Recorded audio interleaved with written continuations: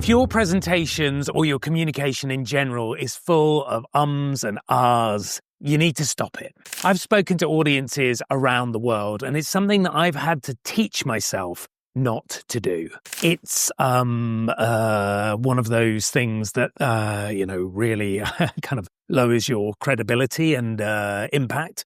The good news is that you can easily learn to get rid of the fillers and speak with more confidence. I'll show you how in this video. In fact, there are 5 steps. Let's get started. Step 1 is pause. So many people are afraid of silence. Yet all the best communicators take their time. We rush because we want to prove that we know what we're talking about, or we just want to get things over and done with. But it kills our connection with the audience. If you don't want to be there, why should they listen?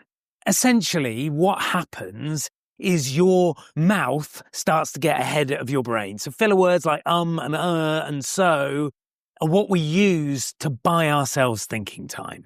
What if we just took thinking time instead? You see? You're not panicking.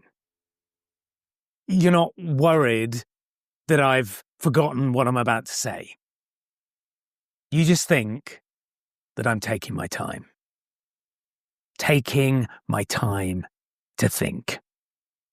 Great communicators don't rush, and neither should you.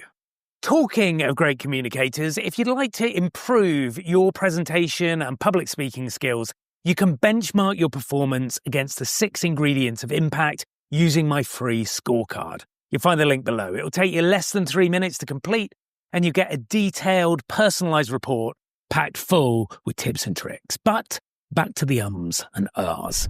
Step 2 for getting rid of them is think. When we're certain, we don't use filler words. We commit to our message. So try being deliberate in your word choice. Give yourself time to really consider what you're going to say. Don't open your mouth until the words are on the tip of your tongue. This takes discipline, but the more you practice, the easier it becomes. I've shared tips for structuring your thinking and your presentations in other videos, so check them out if you're looking for specifics. Essentially, the more clarity you have, the more clarity your audience will have. Step 3 is breathe. You can't breathe and at the same time. Like it's impossible. Just try it. It doesn't work. You see, the breath is the fuel for the voice. The technical term is to inspire. It's literally the inspiration for what you're going to say next. Quite often, people use filler words because they don't have enough breath to finish the thought. The breath has magical qualities too. When we breathe fully and deeply, it brings oxygen to the prefrontal cortex of the brain so you can think more clearly. It lowers your cortisol levels, your stress hormone, and it increases your testosterone levels, your confidence hormone. Same chemical in men and women. And the best thing, it's free. What's not to love? So go on. What are you waiting for? Take a deep breath. And if you'd like me to make a video on exactly how to breathe when you're speaking in public, let me know what your challenges are in the comments. Step 4 is pretty obvious. If you pause, think, and breathe, the next thing to do is speak. You've set yourself up for success, and your job now is to articulate your message one thought at a time.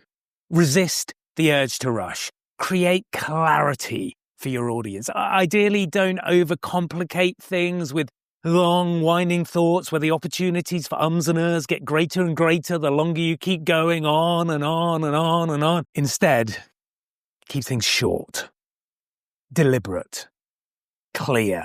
Again, look at the speakers you admire, and I guarantee they do the same. You've got the basics. Pause, think, breathe, speak. Step 5 is practice, but not on the stage or when giving a presentation in a meeting. Practice when the stakes are lowest. Practice around the dining room table and when you're on the phone. I always say to the clients that I coach and train that the best place to practice any of this stuff is in the coffee shop. If you can't order your morning cappuccino without ums and ers, you're never going to get through a presentation without doing it. So start small and build your way up. Remember, the key is awareness. If you notice yourself doing it, you're more than halfway there. Most people aren't even aware that they're using filler words. So next time you spot yourself doing it, don't beat yourself up. Give yourself a pat on the back for noticing and start to implement the 4 previous steps I've just covered. Ums and ers are one of the biggest things that people struggle with when speaking in public.